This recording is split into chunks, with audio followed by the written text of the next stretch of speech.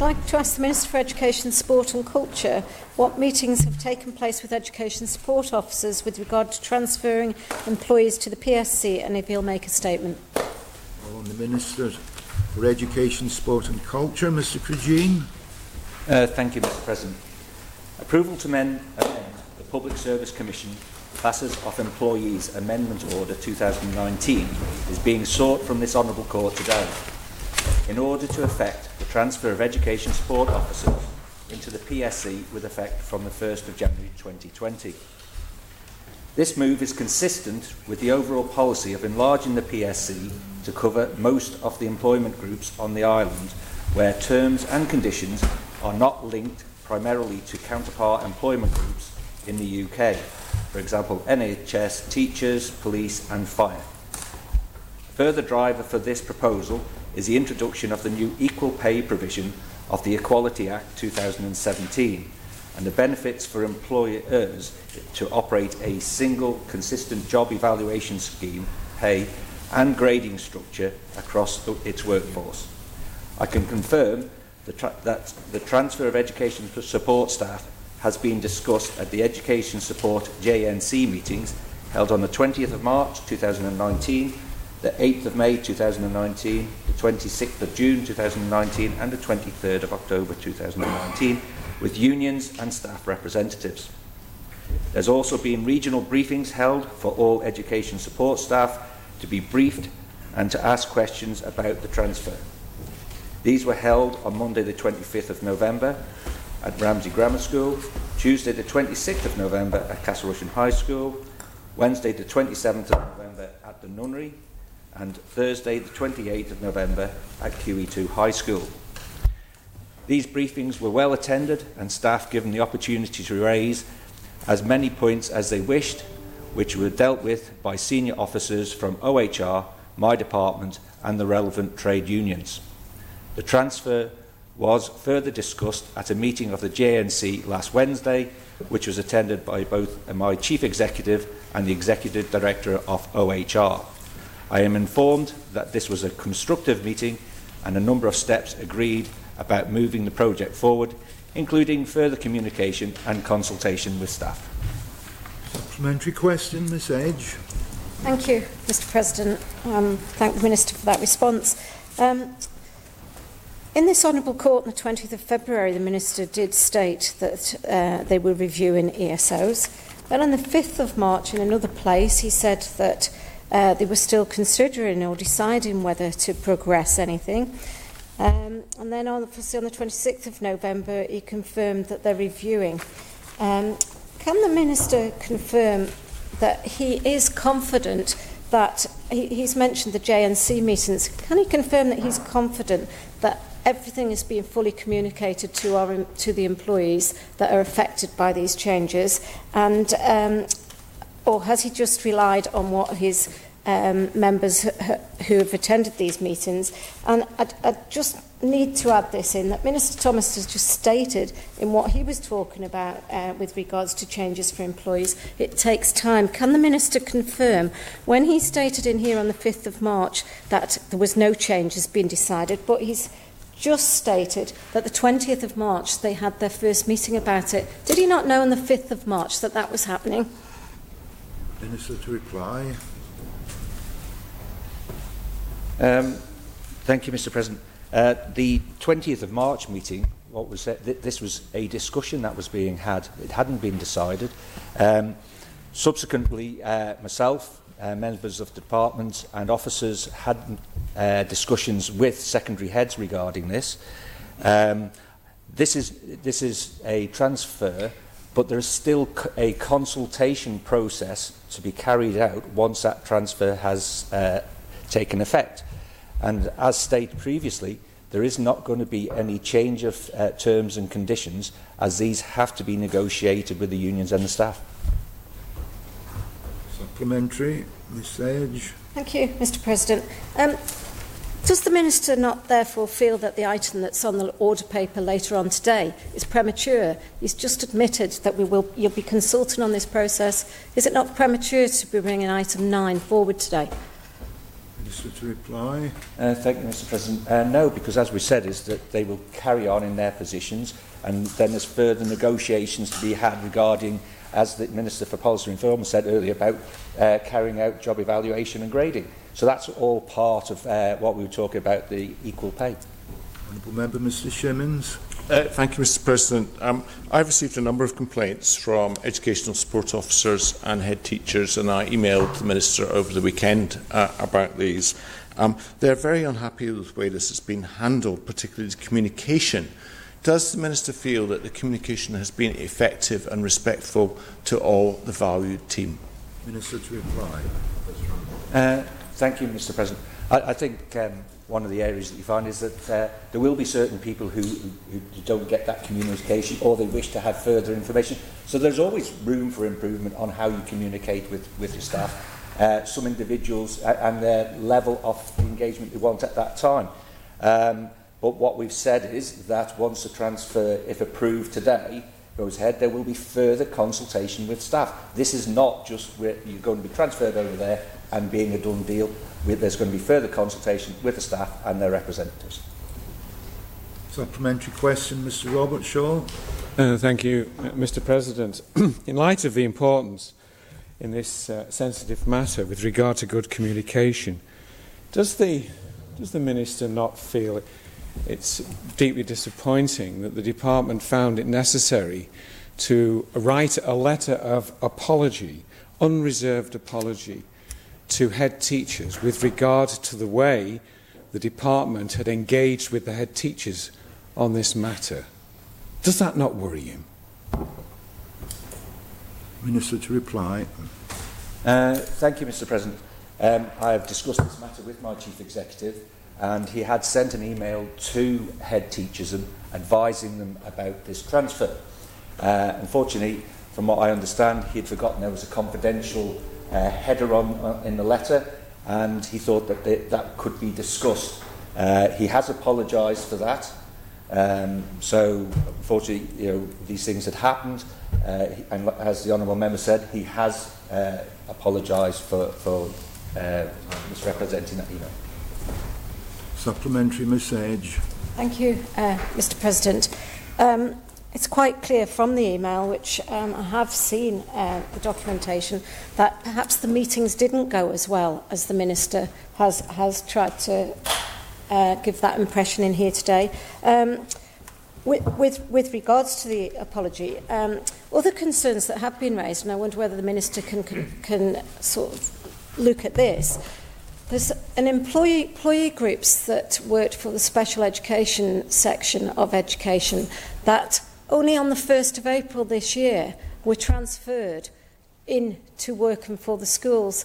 And at that time, this employee group were informed that the changes were for their benefit. They'd be working with the schools. We're now here in December, bringing an order forward to make these changes again to this employee group. Does the Minister not agree with me that communication hasn't been its best, and that he has not kept these employee groups informed, and that he should really consider delaying this process?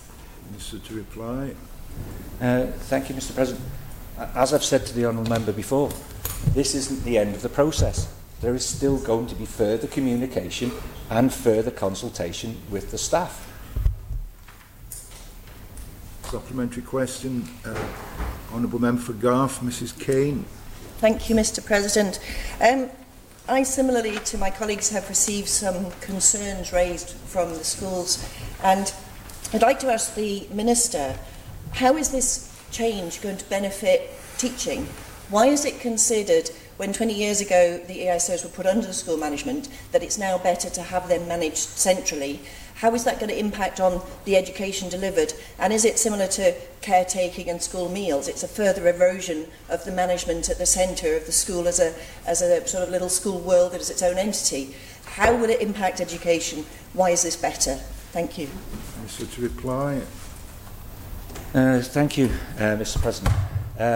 As previously stated in my answer, it is to do with the equality and equal pay for equal work. It is the people will be carrying on their roles in the schools. Later on, there will be job evaluations. There is support from the unions saying that this is a process that we're going through, that there will be further dialogue and discussions with staff. I would not say there would be any detriment to teaching, because this is just a transfer from being an employee of DSC and going over to PSC, but they will still effectively work within the schools. Final supplementary, Miss Edge. Thank you, Mr. President. Can the Minister advise, with regards to, in the interests of this employee group, what has suddenly been the speed of change? Obviously, from February, he said no, there's no decisions made. I don't think he's fully respecting the value and the importance of these roles. He didn't even mention that he'd had a discussion with primary head teachers. He only mentioned secondary head teachers. Does he not feel that it's unfair to be putting through an order today and then say we will consult? Can he provide a timeline and a programme of how he's going to consult further with these employee groups? Minister. Thank you, Mr. President. First of all, what I would ask honourable members, if you have any concerns from ESO staff, please pass them on to us, and we can actually work with those staff. If you pass that information on to us, we can have that direct dialogue with those staff if that's how they wish. One of the areas is that in January 2020, the provisions of the Equal Pay for Equal Work value under Equality Act 2017 will come into force. This means that we need to ensure that jobs within the Public Service Commission that are of similar or equal weight are paid to ensure the fairness and avoid any claims for equal pay. Job evaluation can help improve fairness and minimise. Mr. Shimmons had caught my eye. Mr. Shimmons, then. Yes. Thank you, Mr. President. Would the Minister agree with me that generally it's better to do a consultation before a change rather than after? And in the circumstances, it might be best to delay the implementation of this for a month so that people can have their concerns and queries answered properly. And bearing in mind what the Minister for Policy and Reform said so eloquently earlier about trust, this would help build trust with our workforce. Thank you. Thank you, Mr. President. As previously stated, there will be no change to their job roles when they transfer over to the PSC. Their jobs will then be evaluated in consultation with the unions and the staff. And the unions are supportive of the transfer and the methodology proposed for this. It actually, delaying this is not going to make the consultation any different. The consultation when the staff are moved over to the PSC will be exactly the same. Their jobs will not change. Mr. Thomas. Thank you very much, Mr. President. I rise in part as Chair of the Public Services Commission. Does the Minister agree with me that the Chief Executive of the Department of Education, Sport and Culture has apologised unreservedly and has also accepted that part of the email wasn't helpful and has also offered sincerest apologies to the head teachers for the communication process? Secondly, does the Education Minister agree with me that a leading union involved in this process has stated that the PSC proposal document states that meetings are planned at which the matter will be discussed, and it goes on to say that this is a big piece of work and will require careful communications with the workforce, working together on scoping the project, and the union concludes that they struggle to see how this translates into a lack of consultation, as has been suggested around this process. And furthermore, would the Minister agree with me that a leading union in this process has said that two unions have extensive knowledge of the forthcoming process and involving evaluation, and that union is aware of the protection mechanisms in place, and that union cannot see how any job evaluation process which may be undertaken with the groups of staff who will transfer to the PSC would be any different from the successful processes that have been taking place for the last 18 months to do with manual and craft work. Does the Minister agree with me? It would be premature. It would be wrong, sorry, to Yes, a series of supplementary questions, Minister. Well, I think we have the debate this afternoon. Minister to reply. Thank you, Mr. President. Yes. Mr. President, all members of staff who are members of this union were given a members' notice from the union. I don't know whether the people who have approached honourable members have shared this letter with them. If they haven't, I can always contact the union to see if we can share that letter to members, if that will help. Honourable Member Mrs Paul Wilson. Thank you, Mr. President.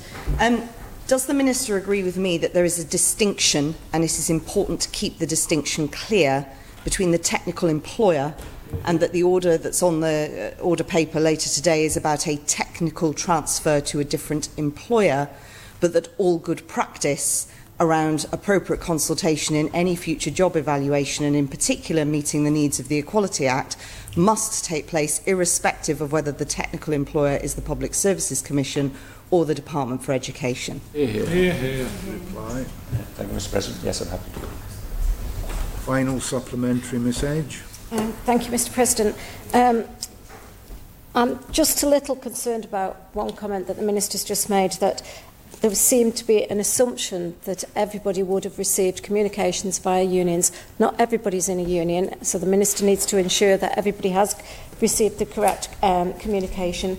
And with regards to what our honourable colleague from Legislative Council's just said, can the Minister, once the Equality Impact Assessment is carried out, circulate that to all members? Minister to reply. Thank you, Mr. President. I'd said members of the union would have been circulated. We didn't circulate that letter. That was circulated by the union, so it didn't come from the department. The impact assessment, I assume, will be carried out through the PSC. So, thank you, Mr. President.